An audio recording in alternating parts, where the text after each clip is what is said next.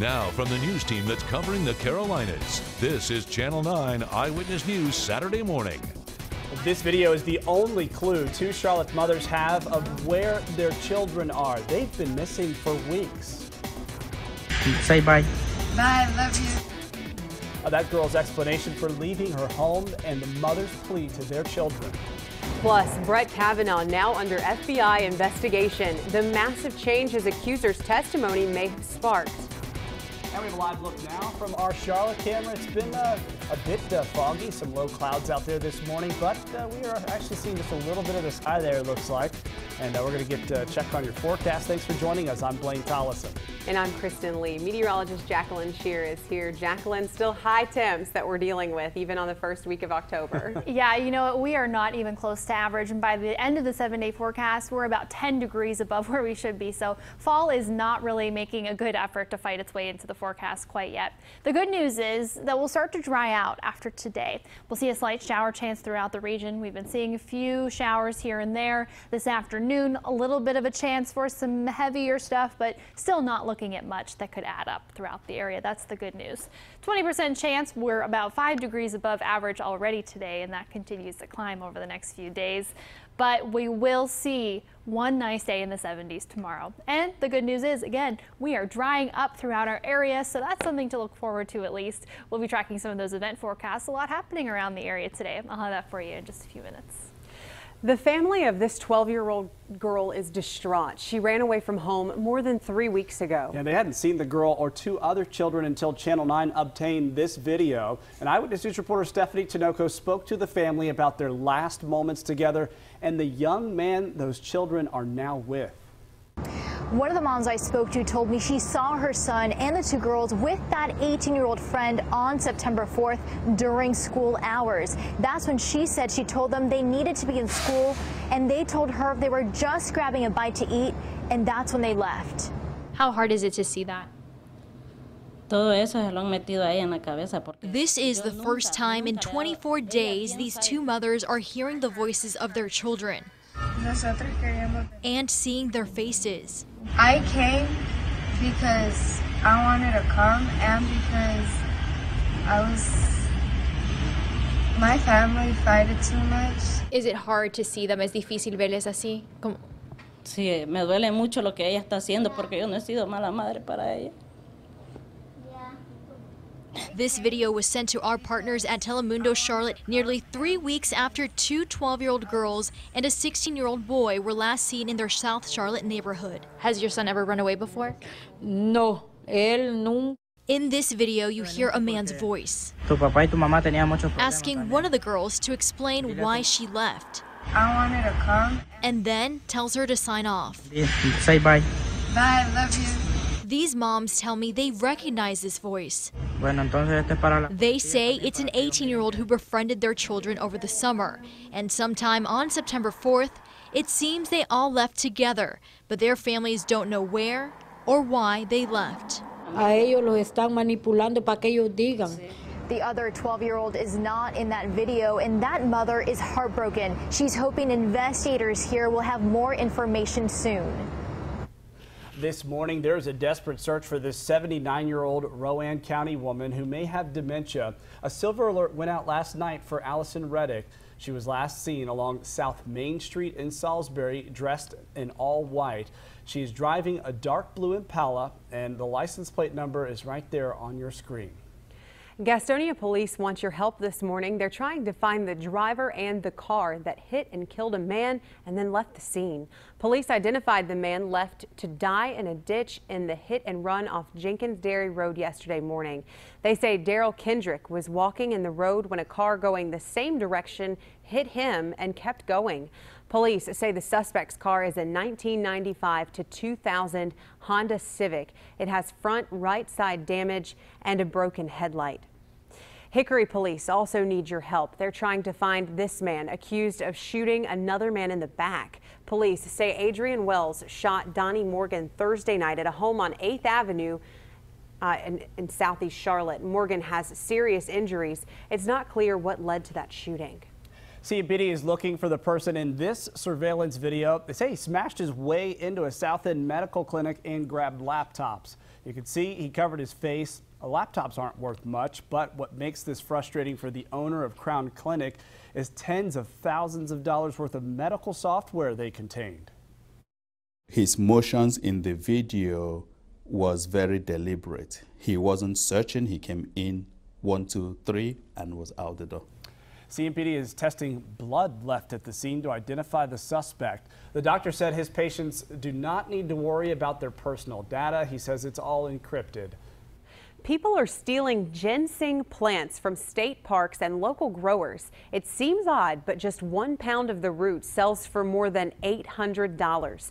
Just in the last month, law enforcement have arrested 3 people in Watauga County and 2 in Burke County for stealing ginseng.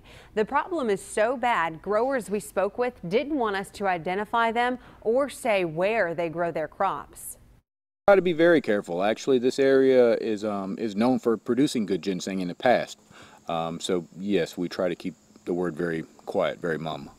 Here's why this is such a tough loss. Ginseng has to grow up to 10 years before its roots are ready for harvest. Some believe it's a natural energy booster and can lower cholesterol and stress. Brett Kavanaugh's Supreme Court nomination process is on hold as the FBI will now do another investigation into his background.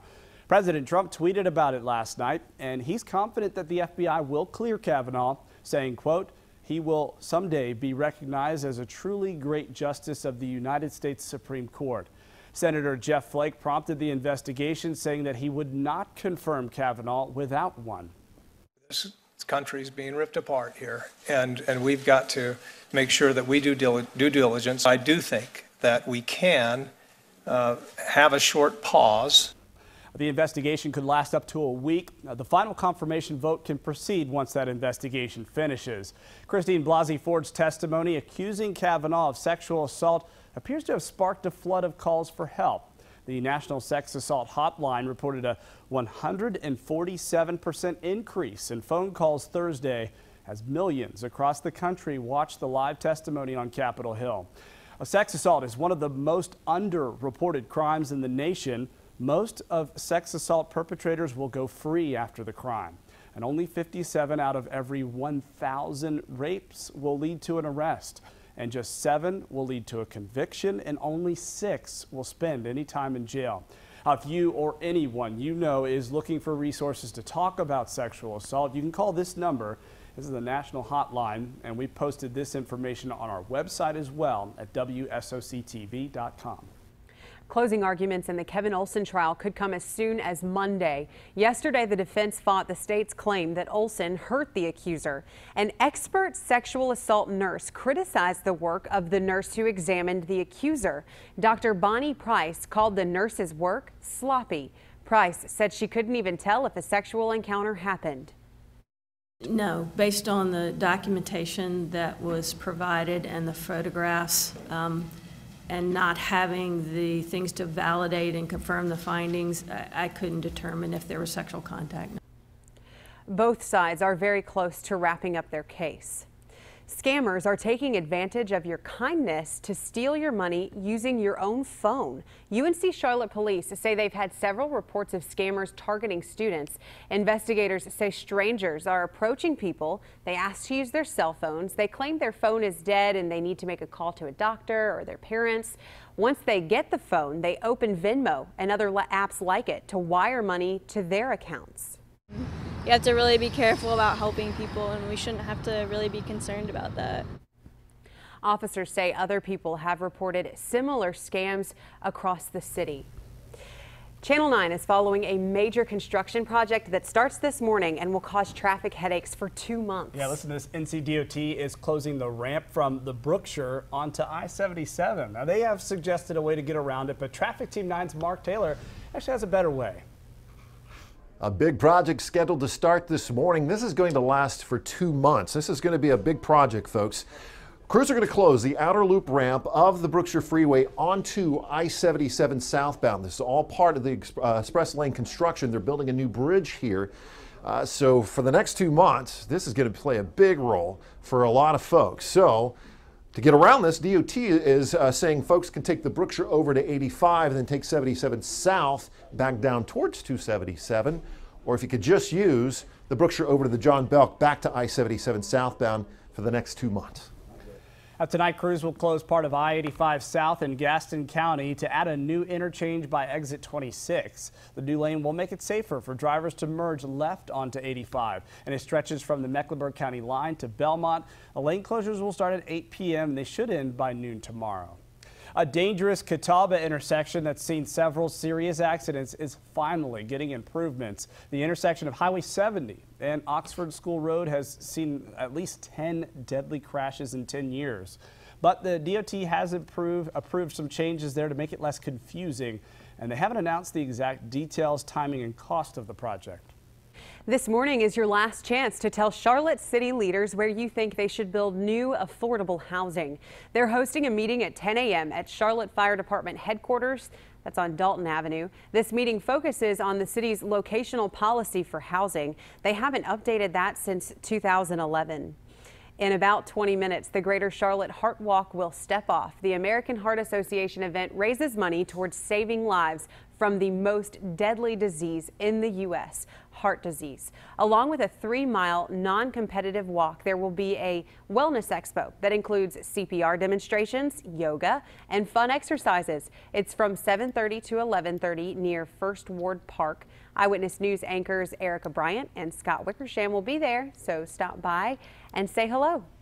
We're taking a live look now from our Charlotte cam. Meteorologist Jacqueline Shear has an update on your forecast from Severe Weather Center 9. Jacqueline, a lot of cloud cover out there right now. Yeah, a lot of cloud cover, lots of fog out there, so you want to keep that in mind depending on where you're coming from for many of the events that are happening around town today. So you want to keep that in mind. For today's Heart Walk, though, 71 degrees at 8 a.m. Of course, registration and sign-in starts at 7:30, so if you're headed out there, about 20 minutes to get there for that. At 9 o'clock, the walk starts, and we'll be seeing temperatures in about the mid to low 70s. Pretty nice out there, but there's another big event happening this weekend. Of course, lots of races at the Charlotte Motor Speedway. We'll be tracking that forecast coming up in just a few minutes. A South Carolina family's vacation turned into a nightmare. All new at 7:45, the family's race against time with a father's health at stake. Supporting a family in their time of tragedy. We just have to surround the family no matter what happens, because this is about the child.